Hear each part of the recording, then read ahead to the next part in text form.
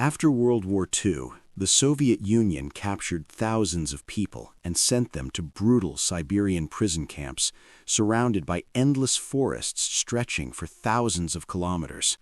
Escape was considered impossible. Among the prisoners is a Polish military officer named Janusz, who has been falsely accused of crimes against the Soviet state. During interrogation, he's pressured to sign a false confession, but he refuses. To break his spirit, the interrogators bring in his wife. Through tears, she accuses Janusz of opposing the Communist Party and spying for foreign nations. Janusz is devastated. But when he sees her trembling body and terrified expression, he realizes she has been tortured and forced to lie.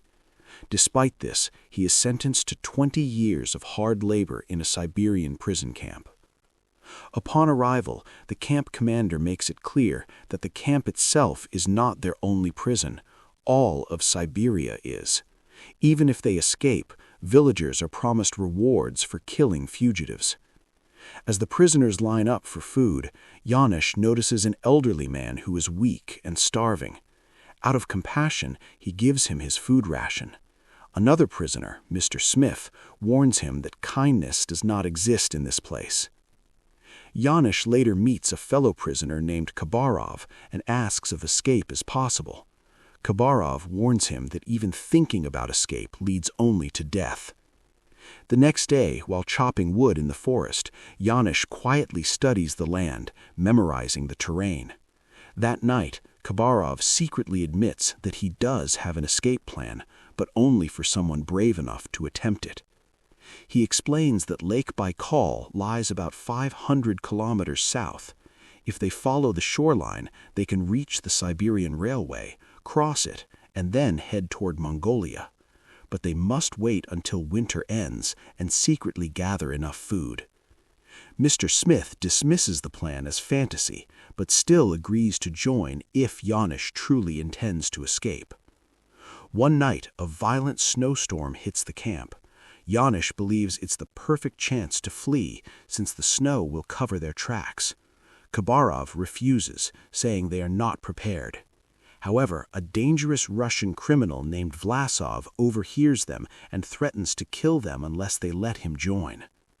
That night, Janusz, Mr. Smith, Vlasov, and several others sabotage the power generator, giving themselves 10 minutes before the alarm sounds. They cut through the barbed wire fence and disappear into the forest.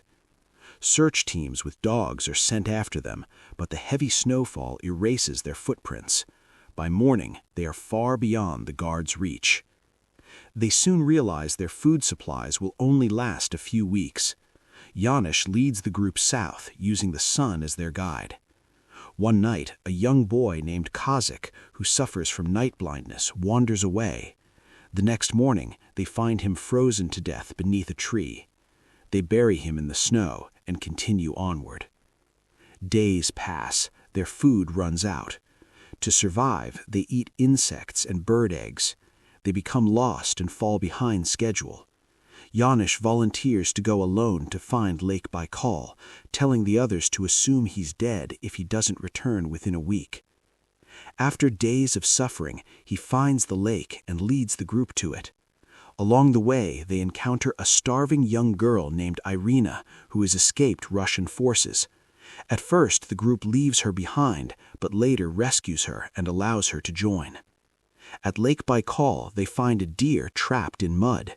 Killing it gives them enough food to survive several days. Rested and renewed, they continue their journey and eventually reach the Siberian Railway.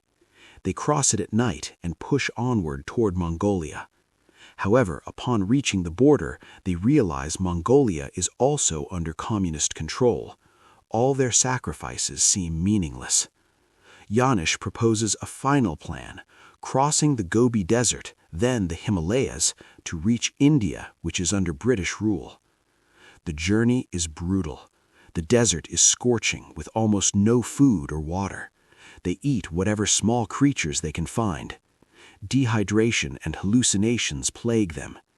Miraculously, they discover a well of fresh water just when hope seems lost. But soon after, a massive sandstorm destroys most of their supplies. Irina collapses from exhaustion. Despite her efforts to continue, she dies. They bury her in the sand and move on. Eventually, they reach the Great Wall of China, but cannot cross due to war. Turning toward the Himalayas, they climb through freezing conditions and finally reach a Tibetan monastery.